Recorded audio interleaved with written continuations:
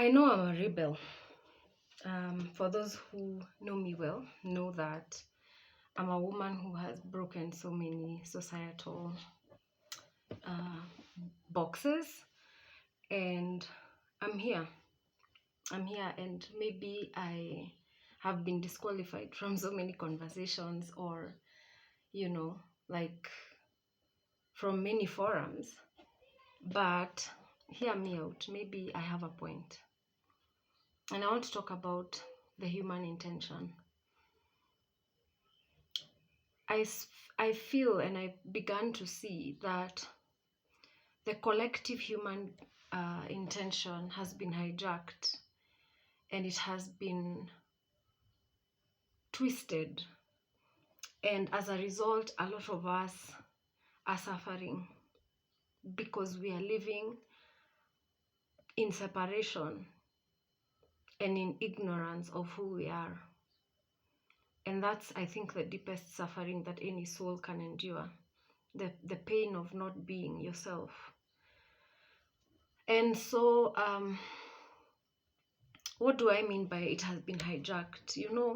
We were designed to create. We are creators by design, by nature.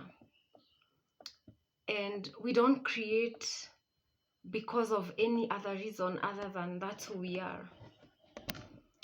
But then, what I mean by human intention has been hijacked is because we have been taught and conditioned and programmed to believe that this whole existence is about consumption.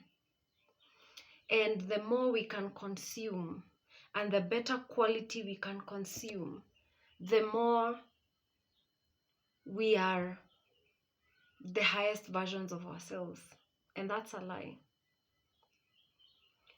Because when you consume so much, you begin to deplete yourself, to deplete those around you, to deplete nature. Our whole intention, purpose of life has been directed towards consumption. And we feel like, oh, I don't have this, I don't have a Gucci bag. And because of that, I'm not enough. We are taught to consume, to create for consumption. So we are taught that the best reason, the highest reason for you to create is so that you can make enough money that will enable you to consume the best and consume the most. But our true nature is not that. Our true nature is such that we consume what we create. And every one of us is meant to be in their most creative element. They are pouring something into the collective.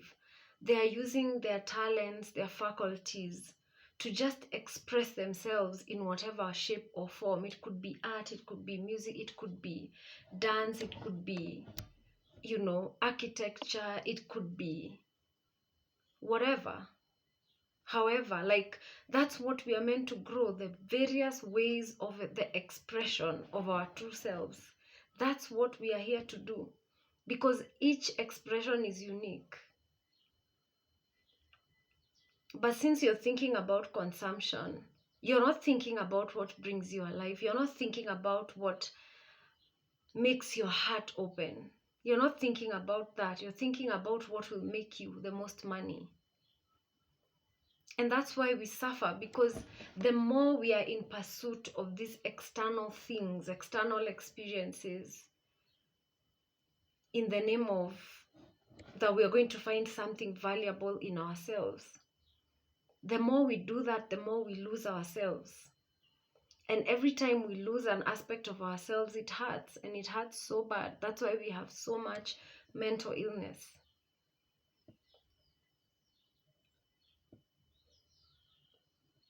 We're being invited to become the creators that we truly are. And to do that, there's a fear we have that we need to overcome. Because in our chasing to be the highest consumer, the best consumer, we went through a certain experience, and those experiences continued to validate our suffering, make, rational sense of the chase, and we keep losing ourselves.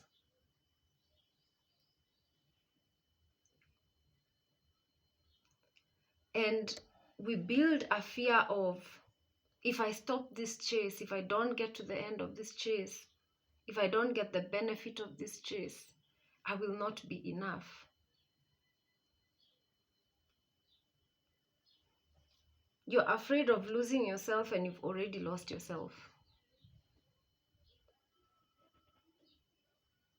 You think that if you become poor and destitute and hopeless and helpless, that you'll have lost yourself. You've already lost yourself. If you think that who you are can be lost. So,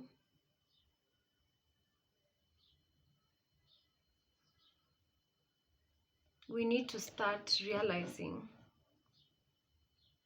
how important creation is, and that creation requires us to be in ourselves, in our true selves. And that's why we need to do the work of remembering who we are, because that's the highest service you can give to humanity.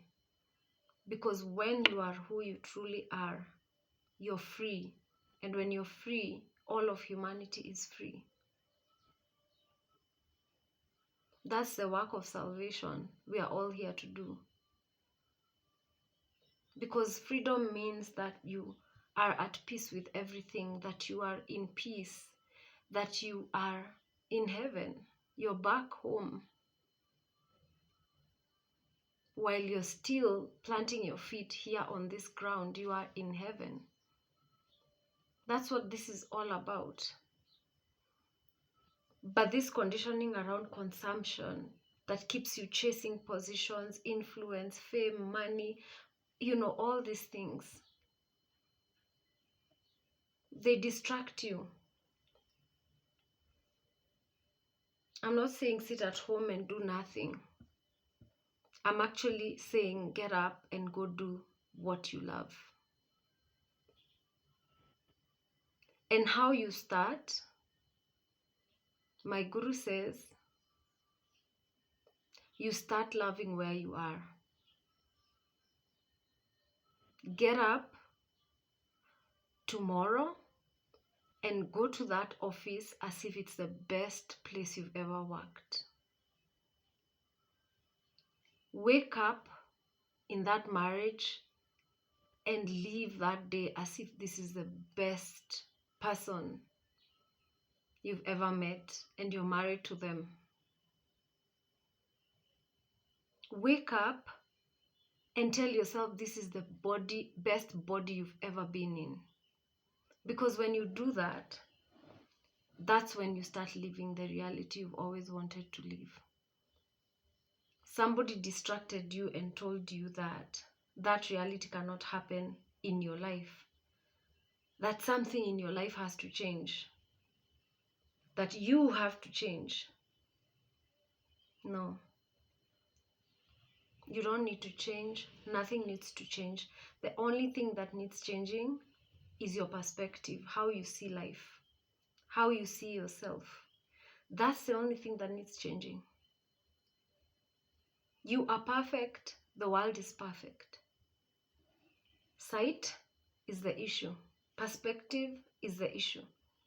That's why if you go through scriptures, you will find so many scriptures about the blind will see. The blind will see. And right now, I want you to see how you've been distracted by being made to think that you are as worthy as your paycheck, as worthy as who you know, as worthy or as the neighborhood you live in. You are worth it just because you exist. And that's enough. You just existing will be so fruitful and so abundant, you won't believe it. You don't have to do anything. You just need to be yourself. When you are yourself, you will be moved by God to do stuff that is world-changing, life-changing around you. And that's the true abundance. You're creating opportunities for others to do the same. You know, with this diversion of a human intent, we've also been taught that we are not worthy unless we are the best at whatever it is that we do. And a standard has been set.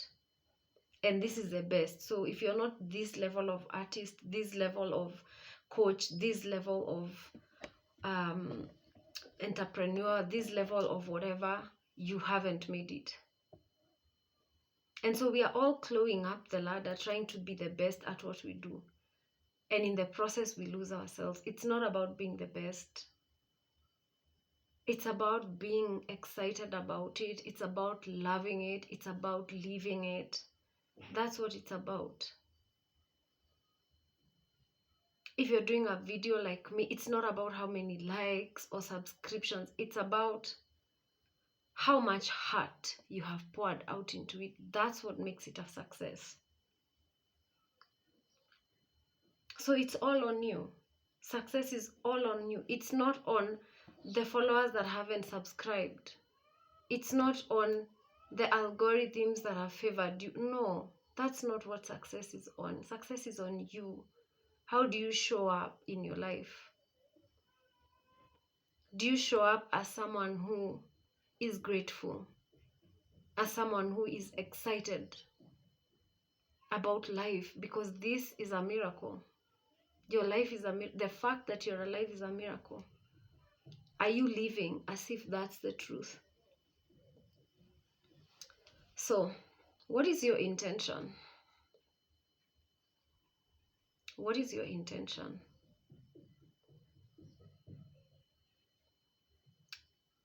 That is where you can take back your power. That's where you can take back your life. Don't intend to just be a consumer.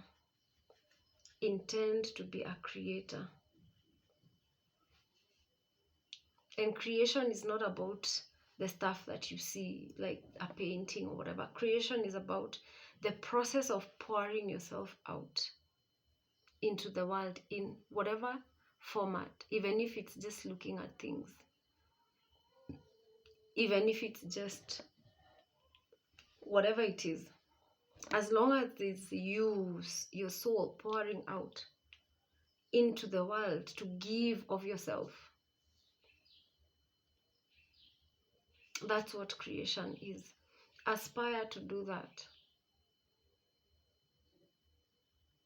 And let's see if we can turn around this ship and drive it to the right direction, back home. Ta-ta.